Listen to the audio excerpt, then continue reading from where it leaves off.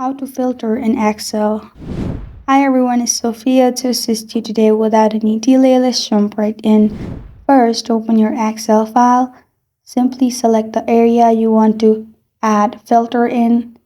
Now click on Data on top and you'll find Filter option beside Sort.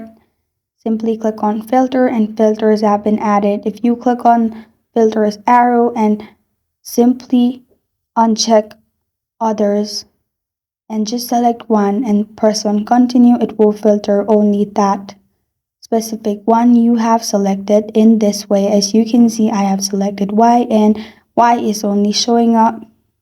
This is how to filter in Excel. Thank you for joining me today. If this video helps you out, please leave a like and subscribe for more. Got a question or want to suggest a topic, comment below. I am Sophia signing off.